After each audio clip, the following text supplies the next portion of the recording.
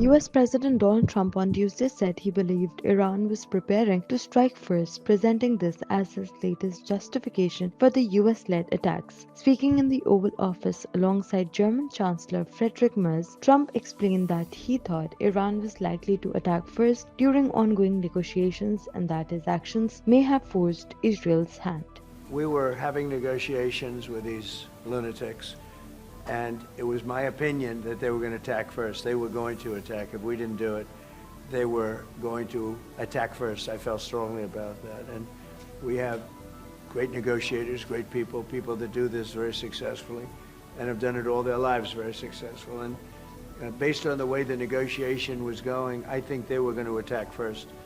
And I didn't want that to happen. So if anything, I might have forced Israel's hand. Trump's account differed from an earlier explanation by Secretary of State Marco Rubio, who said the United States launched the attack because of fears that Iran would retaliate in response to planned Israeli action against Tehran. And so the president made the very wise decision. We knew that there was going to be an Israeli action. We knew that that would precipitate an attack against American forces. And we knew that if we didn't preemptively go after them before they launched those attacks, we would suffer higher casualties and perhaps even higher those killed. And then we would all be here answering questions about why we knew that and didn't act. Since the operation began over the weekend, Trump's stated aims and timeline have shifted. At his first public event on March 2nd, he indicated that the mission was ahead of schedule, but suggested that the operation could continue until its objectives were fully achieved. Trump emphasized that the operation was intended to prevent Iran from developing nuclear weapons and to dismantle its long-range missile program. This was our last best chance to strike what we're doing right now and eliminate the intolerable threats posed by this sick and sinister regime. And they are indeed sick and sinister. Our objectives are clear. First, we're destroying Iran's missile capabilities, and you see that happening on an hourly basis, and their capacity to produce brand new ones, and pretty good ones they make. Second, we're annihilating their navy. We've knocked out already 10 ships. They're at the bottom of the sea. Third, we're ensuring that the world's #1 sponsor of terror can never obtain a nuclear weapon. Never going to have a nuclear weapon. I said that from the beginning. They're never going to have a nuclear weapon. They were on the road to getting one legitimately through a deal that was signed foolishly by our country. And finally, we're ensuring that the Iranian regime cannot continue to arm, fund, and direct terrorist armies outside of their borders. And we thought we had a deal, but then they backed out. And they came back, and we thought we had a deal, and they backed out. I said, you can't deal with these people. You got to do it the right way. Defense Secretary Pete Hegseth described the campaign as focused on dismantling Iran's offensive capabilities, not pursuing regime change, though he noted that Iran's leadership had been severely affected. The regime who chanted death to America and death to Israel was gifted death from America and death from Israel. This is not a so-called regime change war, but the regime sure did change, and the world is better off for it. Thank you, Mr. Secretary, and good morning, everyone. The purpose of my portion of the briefing today. The mission of Operation Epic Fury is laser-focused.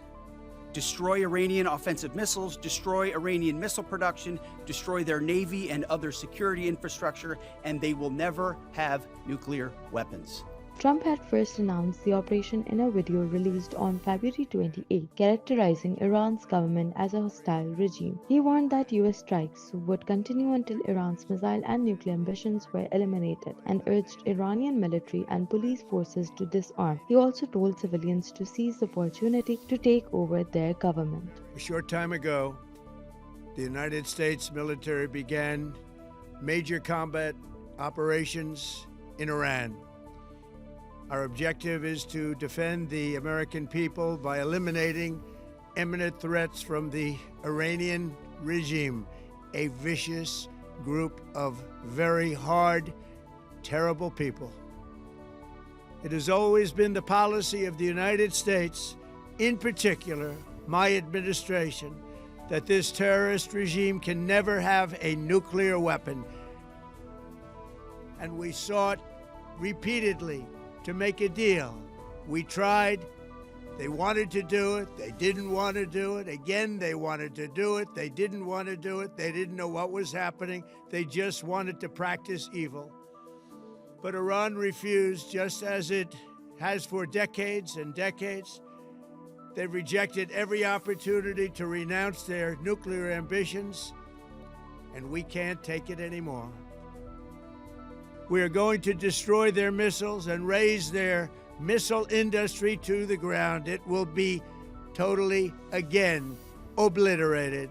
We're going to annihilate their Navy. We're going to ensure that the region's terrorist proxies can no longer destabilize the region or the world and attack our forces, and no longer use their IEDs or roadside bombs, as they are sometimes called, to so gravely wound and kill thousands and thousands of people, including many Americans.